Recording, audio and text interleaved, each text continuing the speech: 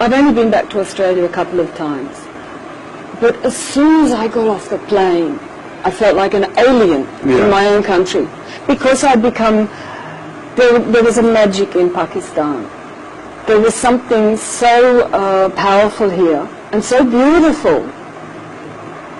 Under the greyness, under the dust, under the chaos of Karachi, under the poverty, the pollution, yet something was shining through. So I got off the plane in Sydney and I thought, Ya Allah, what have I come back here for?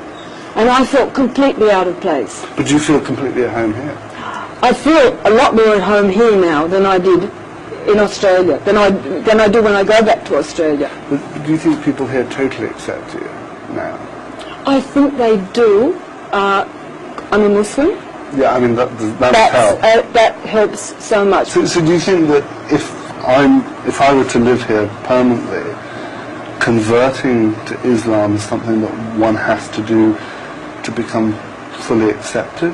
I think you don't even think like that. I think becoming a Muslim is between you and Allah subhanahu wa ta'ala. It's not a matter of becoming a Muslim to fit in. Right. It's becoming a Muslim because you have to become a Muslim. But do you think I can live here as a non-Muslim and fit in and be accepted? Look, you're frightened, I know you're frightened. I was very frightened and I wanted to run back to Australia. But when I got here, Pakistan, the way I described it in some writing I was doing, I said Pakistan ripped me apart. It ripped me apart because I felt love coming to me from so many people. Yeah. And I just was reciprocating with love. And it was everywhere I went. I would be crying because I'd be encountering humanity. Humanity in exalted humanity, bereft humanity, poverty-stricken, every conceivable thing, every conceivable type of person. And I had this amazing love, which I'd never had in Australia. I'd never sort of really experienced that. I wanted to run away, but I didn't run away. I said, okay, Allah subhanahu wa ta'ala, God has put me here for a reason. There's something here for me. And I've got to just hang in, and inshallah it will reveal itself, you know?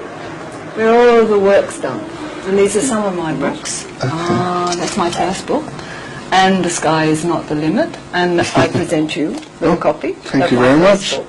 Now this is my third book, but it's too heavy for you at the moment. It's a very heavy book on Sufism. When you've absorbed this, and you've got all your spiritual nourishment from that, then I might... I'll move on to move on to this, okay? Shalom. With Sufism, the knowledge that you're looking for is not going to be found in the books. It's going to be found in your heart. But I'm not doubting you at all. And you seem very content, and you know what you're talking about is clearly coming right from the heart. I hope it goes to your heart, inshallah. Inshallah. But what about back home? Do people not think you're slightly they think you're bananas. They think you're crazy. And I don't want to lose my friends and family back home. I don't think that's necessary to lose. Like, I didn't see my mother for 17 years after I embraced Islam. She was very, very, very unhappy. And maybe a lot of the fault was me because I didn't go gently enough with her.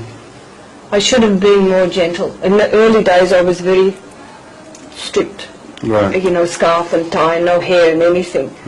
So that would have frightened her, you know? And if I'd been a little bit easier maybe, so don't worry, do it through the grace of Allah. Everything will be all right. But she looked so content. Shukr, alhamdulillah.